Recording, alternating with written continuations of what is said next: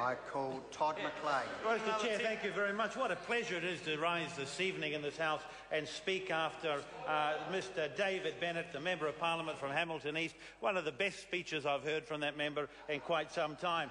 And can I say to members opposite that that didn't seem like a long 5 minutes to us on this side of the House. I could imagine if one wasn't enjoying it on the other side that it would have seemed like a long period of time. But Mr Bennett, who's well known for drinking very large glasses of clean Waikato River water, was in full flight talking about the wonderful things that this government has done and the important things New Zealanders have asked us to do. Now, what have we heard from the other side of the House so far in the debate, Mr Speaker? We've heard the politics of envy. We've heard from them that everything is wrong in New Zealand, that they're depressed, that nothing's going right for them. But actually, after a lot of puff, not a single good idea between them. A few things that they spoke about back in 2008, regurgitated to the electorate in 2011. What happened in 2008? The largest single vote under MMP for any party. What happened in 2011, Mr Speaker, when they said everything had gone so wrong? Again, the largest vote for any party under MMP. Was it for the Labour Party? Was it for the Green Party? It was for John Key's National Party, and it was for John Key's National Party because New Zealanders resoundingly wanted a brighter future. Not the slogan that was stolen by members opposite, but a brighter future. They wanted direction. They actually wanted hope. They wanted to recognise the good things that happened in this country, and they wanted to do more for themselves, for their family members and for others. Now, I heard members opposite say earlier that it was 4 years ago, when Mr Bennett was speaking, 4 years ago, that we went into recession, and a recession that was the steepest New Zealand had faced in 60 years.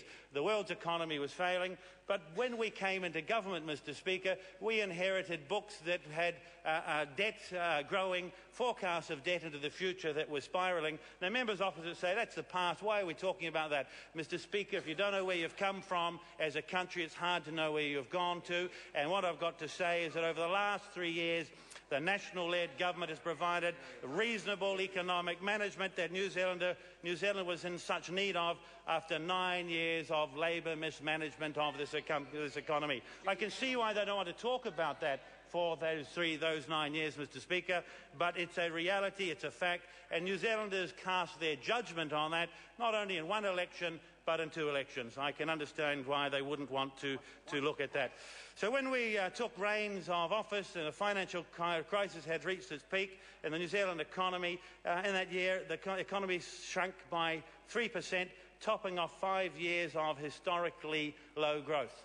Now, I can remember back reading newspapers about the wonderful things that the opposition had said was happening in the economy. But the important part of our economy, Mr Chairman, the part of our economy that produces things, the productive economy, the businesses that invest their own money, that produce things to sell them, export, reinvest that money, employ New Zealanders, they'd been in a recession long before the rest of New Zealand's economy got there, long before the rest of the world, and they were going backwards. We were losing competitiveness, and Mr Speaker, thank goodness that New Zealanders woke up and said they wanted a change, they wanted new direction with John Key, a finance minister, Mr English, who would get government spending under control, who would move New Zealand in a more productive direction, who would say to our ministries that they must deliver more for New Zealanders with the resource that they're given, the taxpayer resource, not more money, but more hard work for that. Every day New Zealanders work hard for their money. Why shouldn't the government and our ministries do the same thing? Well, on this side of the House,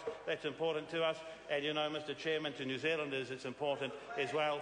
They tell us that in the last 3 years when they went to vote. Can I say to you that we've done a number of things, a raft of things that help New Zealand become more competitive and more productive. We've looked at the tax system and we've changed it to encourage work and savings. Very important to New Zealanders. Over 9 years, we didn't hear about that. We heard about handouts and borrowing. Handouts and borrowing. You know, Mr Chairman, doesn't matter whether it's you in your home, in a business, your local government or your government, if you spend more than you earn every single year... Order. If one spends more than they earn every single year, then sooner or later you've got to pay the piper. Well, in this case, Mr Chairman, governments don't have to do that. Governments just keep putting up tax, keep taking your money and keep spending it. At least that's what New Zealanders saw over 9 years of a Labour government. Well, we came to government and we made one of the most important... The Honourable Bill English. Mr Chair, well, it's been interesting listening